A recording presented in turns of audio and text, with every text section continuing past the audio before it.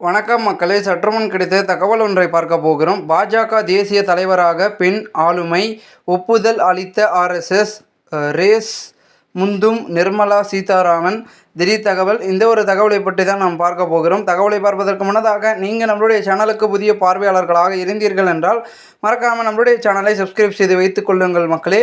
தற்பொழுது பாஜக தேசிய தலைவர் பதவி கட்சியின் ஒரு பெண் ஆளுமைக்கு கொடுக்க ஆர்எஸ்எஸ் ஒப்புதல் தெரிவித்து விட்ட நிலையில் வரலாற்றில் இடம் பிடிக்க கூடிய அந்த பதவிக்கான போட்டியில் 3 பெண்கள் தலைவர்களின் பெயர் அடிபடுகிறது. மத்திய நிதி அமைச்சராக இருக்கும் நிர்மலா சீதாராமன், பாஜக மகளிரணி தேசிய தலைவர் வானதி சீனிவாசன் மற்றும் ஆந்திரா பாஜகவின் முன்னாள் தலைவர் புரந்தரோஸ்வரி ஆகியோர் அந்த போட்டியில் உள்ளனர். பாஜக தேசிய தலைவராக உள்ள ஜே.பி. நட்டாவின் பதவிக்காலம் ஜனவரி 23, 2023ஆம் ஆண்டே முடிவடைந்துவிட்டது. ஆனால் மக்களவைத் தேர்தல் கருத்தில் கொண்டு அதாவது 2024 வரை நீடிக்கப்பட்டது. பாஜக 3வது இன்னிங்கின் ஓராண்டே முடிந்துவிட்டது. நிலையில் தான் கட்சிக்குள் புதிய தேசிய தலைவரை தேர்வு செய்வது தற்பொழுது முடுங்கிவிடப்பட்டுள்ளது. அதிலும் பாஜக தேசிய தலைவராக ஒரு பெண் ஆளுமையை நியமித்து வரலாறு படைக்க ஆர்எஸ்எஸ் பச்சை கொடி காட்டியுள்ளதாக இந்த தேர்வு பரபரப்பை ஏற்படுத்தியுள்ளது.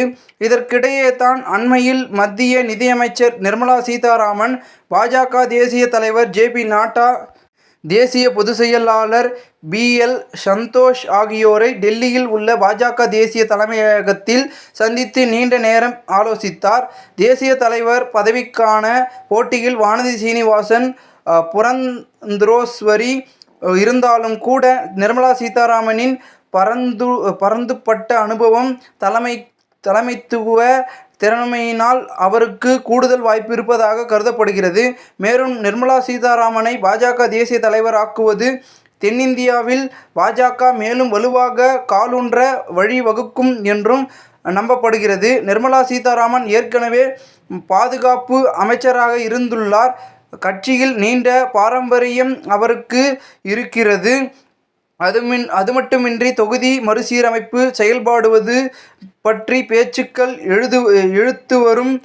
எழுந்து வரும் சூழலில் நிர்மலா சீதாராமனை பாஜக தேசிய தலைவர் ஆக்குவது மக்களவையில் மகளிருக்கு 33% இடஒதுக்கீடு என்பதனை முன்னெடுக்க நோதாக இருக்கும் என்று கட்சி வட்டாரங்கள் நம்புகின்றன. இது போன்ற காரணங்களாலே நிர்மலா இந்த ரேஸில் முந்துகிறார்.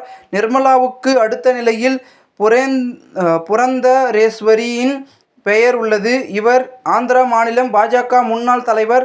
அரசியலில் தனக்கென தனி இடம் வைத்துள்ளார்.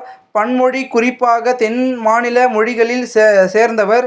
ஆபரேஷன் சிந்தூர் குறித்து வெளிநாடுகளுக்கு விளக்கம் சென்ற எம்பி.க்கள் அடங்கிய பிரதிநிதிகளில் குழுவில் புரந்தரேஸ்வரியும் இருந்தார் என்பது குறிப்பிடத்தக்கது.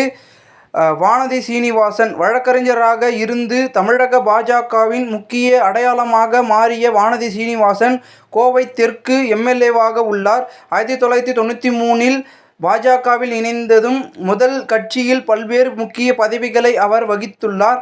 கட்சியின் மாநில செயலாளர், பொதுச் செயலாளர், தமிழக பாஜக துணைத் தலைவர் ஆகிய பதவிகளை வகித்துள்ளார். 2020ஆம் ஆண்டு அவரை பாஜக மகளிர் தேசிய தலைவராக கட்சி நியமித்தது. 2022ஆம் ஆண்டு பாஜக மத்திய தேர்தல் குழு உறுப்பினராக உயர்த்தியது. அதன் மூலம் இப்பொறுப்பை பெற்ற முதல் தமிழ்நாட்டு பெண் என்ற அடையாளத்தையும் பெற்றார். பாஜக தேசிய தலைமை பதவிக்கு ஒரு பெண் ஆளுமையை தேர்வு செய்வது என்ற கட்சியின் எண்ணத்துக்கு ஆர்எஸ்எஸ் ஒப்புதல் அளித்ததும் பெண் தலைவர்களால் கிடைக்க கூடிய குறிப்பிடத்தக்க பலன்களை உணர்ந்தும் அதனை அங்கீகரிக்கும் அரசியல் உத்தியாக ஆர்எஸ்எஸ் இதற்கு ஒப்புதல் தெரிவித்துள்ளதாக கூறப்படுகிறது. அண்மைய தேர்தல்களில் பெண் வாக்காளர்களே பாஜக வெற்றியை நிர்ணயிப்பதில் முக்கிய பங்காற்றியுள்ளனர். குறிப்பாக மகாராஷ்டிரா, ஹரியானா மற்றும் டெல்லி மாநிலங்களில் இது ஒர்க் அவுட் ஆனது தெரிய வந்துள்ளது. இதனையும் கருத்தில் கொண்டே ஆர்எஸ்எஸ் பெண் தலைவருக்கு ஓகே சொல்லியதாக கூறப்படுகிறது. ஒருவேளை பாஜக கட்சியின் தேசிய தலைவராக ஒரு பெண்ணை தேர்வு செய்யுமானால் அதன் அரசியல் பாரம்பரியத்தில் புதிய வரலாறு படைப்பது உறுதி என்றும் கூறப்படுகிறது. இந்த ஒரு தகவல் அரசியல் வட்டாரங்களில் பெரும் பேசும் பொருளாக இருக்கிறது. இந்த ஒரு தகவலை குறித்த பொதுமக்கள் உங்களுடைய கருத்துக்களை கமெண்ட் மூலமாக தெரிவிங்கள். இதுபோன்று நீங்கள் அரசியல் சார்ந்த நிகழ்வுகளாம் தினசரி தெரிந்து கொள்ள சேனலை சப்ஸ்கிரைப் செய்து வைத்துக் கொள்ளுங்கள். நன்றி, வணக்கம்.